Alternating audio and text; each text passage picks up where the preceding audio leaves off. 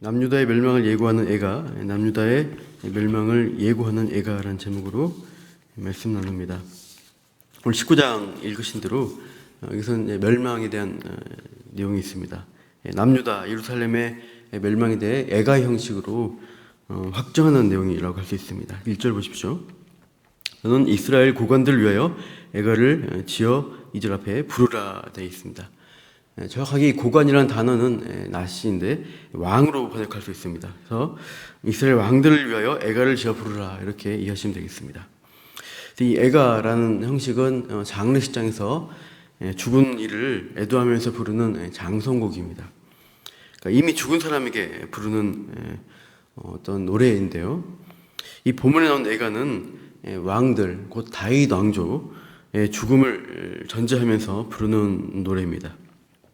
그런데 여전히 이 시점에서는 예루살렘에 다윗 왕조의 마지막 왕이 있고 시대의 왕이 있고 이제 남유다가 아직은 나라의 이름으로 존속하고 있습니다.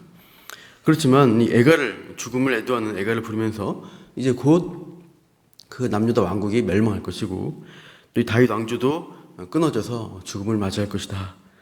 이것을 확정하고 못 박는 의미로 에스겔은 애가 형식으로 예언하고 있습니다. 그래서 이제 멸망이 임박하고 또 확정되었다. 이것을 이제 나타내고 있는 것이죠. 2절에 보시면 내 어머니는 무엇이냐? 암사자라고 하죠.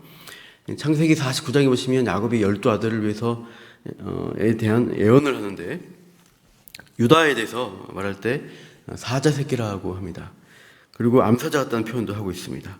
그래서 여기서는 암사자는 남유다를 가리킨다고 할 수 있어요. 그래서 거기서 나타나는 은유로 나오는데 3절에 보시면 그 암사자가 새끼 하나를 키우는 것을 볼 수 있습니다. 그래서 커서 젊은 사자가 되어서 어떻게 하냐면 먹이 물어뜯기를 배워서 사람을 삼키는 것이죠.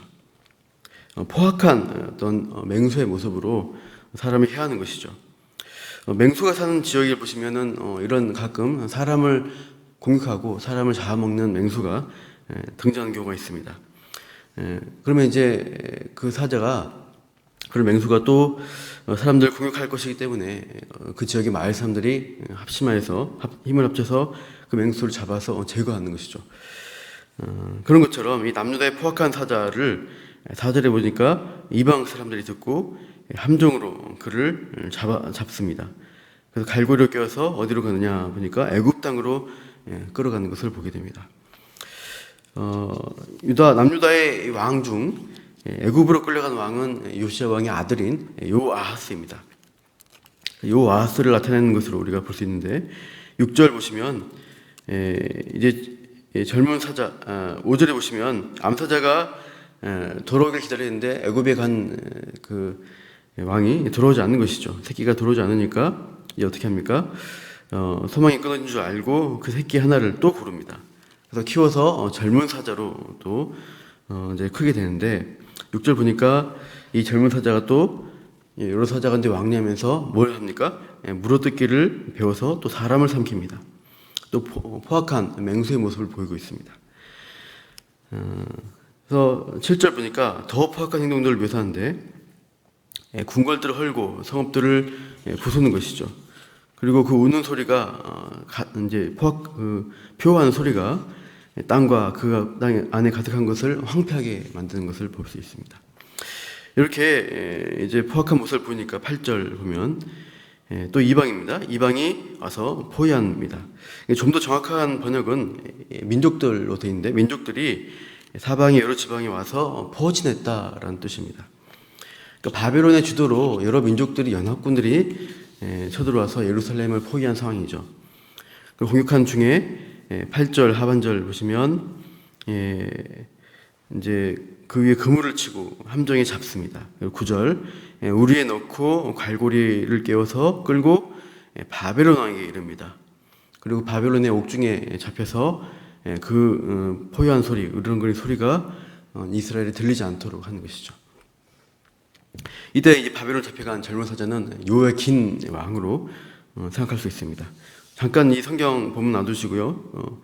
열왕기하 23장 잠깐 펴보실까요? 열왕기하 23장. 구약 앞에 열왕기하 있습니다. 23장을 잠깐 보시죠. 23장 29절을 보시면 열왕기하입니다. 23장 29절 보십시오. 찾으셨죠? 거기 보시면 요시야 당시에 어떤 일이 있었냐? 애굽왕 바로누고가 아수르 이 지역을 이제 치르고 올라갔는데, 올라가는 길에 요시야 왕이 무깃도에서 애굽 왕과 대치하게 됩니다. 29절에 있죠. 그러다가 이제 애굽 왕에게 전사당하는 일이 있습니다. 그래서 30절 보시면 23장 30절에 이제 왕이 죽으니까 요시야 왕의 아들 신하들이 요아하스를 왕위에 대신 세우는 것을 보게 되죠. 그리고 31절 보니까 요아스가 23살의 왕이 되었고 석 달 동안 이제 통치를 합니다. 32절 같이 읽어볼까요? 23장 32절 시작.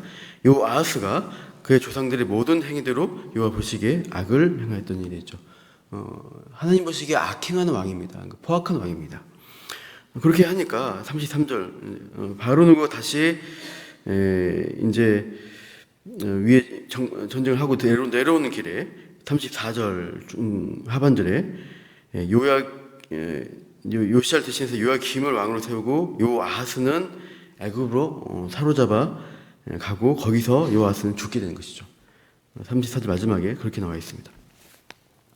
그래서 이 아까 첫 번째 암사자 키웠던 젊은 사자가 애굽으로 끌려가서 돌아오지 못하는 것들, 아까 우리가 본 대로 나온 상황이고요. 다음에 보시면은 이제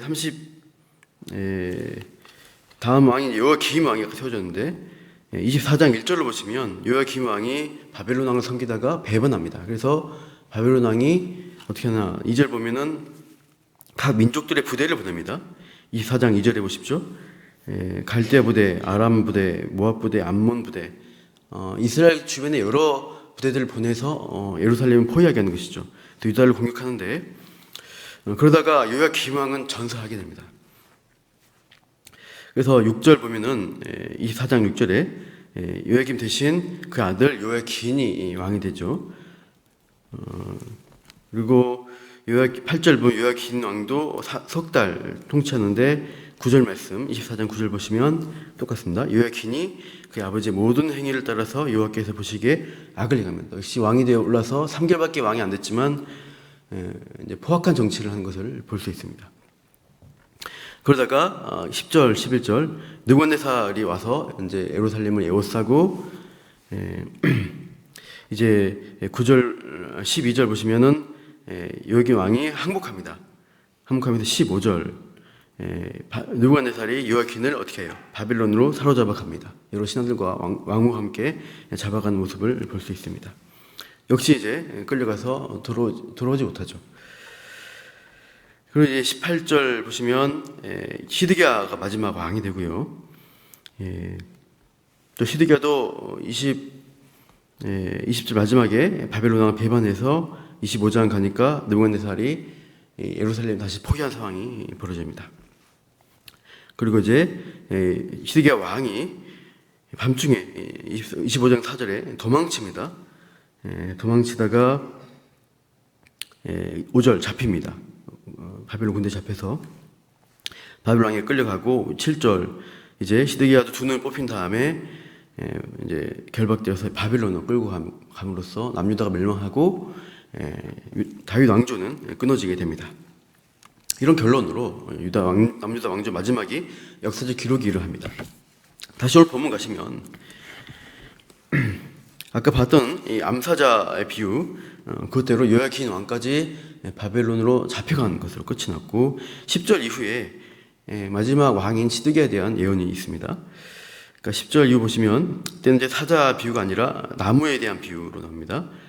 그래서 내 피의 어머니 하면서 이제 어떤 피 흘림에 대한 것들을 얘기하면서 포도나무 물가에 심긴 포도나무로 유다를 다시 비유하면서요. 가지들이 나온다 무성하다 하죠. 11절 보시면 그 가지들이 강화해서 권세 잡은 자 규가 될 만하다고 하죠. 왕위에 오를 왕권을 행사할 수 있는 규를 가리킵니다. 11절 중간에 그 하나의 키가 굵은 가지 가운데서 키가 굵은 가지 가운데 높았으며 많은 가지에 뛰어나 보이는 규가 있죠. 그 키가 굵은 가지가 시드기야 왕을 가리킵니다. 근데 12절 보시면은 뛰어나 보였는데 분노 중에 12절 뽑혀서 땅에 던져집니다. 그래서 그 열매는 동풍에 마르고 강한 가지들은 꺾이고 말라 불에 타는 상황들을 보여줍니다. 이 동풍이라는 것은 동쪽에서 오는 어떤 메마른 바람입니다. 동북 쪽에서 오는 바벨론 군대라고 할 수 있습니다. 그래서 와서 이 가지들을 시드기를 뽑아버리고 이제 다윗 왕조에 있는 여러 왕자들 다음 왕이 될 것들을 소망이 없이 다 끊어버린 것이죠. 그래서 13절 메마르고 가물이 든 땅에 심어진 바가 되었다는 것이고 14절 보시면 불이 그 가지 중 하나 시드기야에게서 나와서 다 태워버린 것이죠. 그 다음 결과로 권세 잡은 자 규가 될 만한 강한 가지가 하나도 없게 타버린 것입니다. 그래서 남유다의 멸망과 다윗 왕조의 죽음을 애도하는 애가를 이제 이 비유로서 에스겔이 부른 것으로 볼 수 있습니다. 이렇게 해서 이제 에스겔의 예언을 통해서 포로 중에 잡혀와 있지만 시드기야 이후에 긴 왕과 함께 잡혀와 있는 상황이지만 이제 남아 있는 그 왕조도 다 멸망할 것이다, 심판받을 것이다라는 예언을 우리가 보게 됩니다. 하나님의 이 참 범죄한 이 백성들 왕들에 대한 하나님의 심판이 분명하게 이루어지는 것들을 보면서 징계 가운데 참 이들이 회개하고 또 하나님 앞에 가까이 나가야 했는데 마지막까지 불순종하다가 멸망당하는 모습을 로 끝이 납니다. 그러면서 하나님의 회복의 역사들을 이루신 것들을 나중에 우리가 보게 될 것입니다. 오늘 우리가 살아갈 때 하나님의 징계와 또 말씀을 경고하실 때 우리가 죄와 싸우는 일들 멈추지 않고 계속해서 말씀 안에 머물면서 살아가시기를 또한 축원합니다. 기도하겠습니다.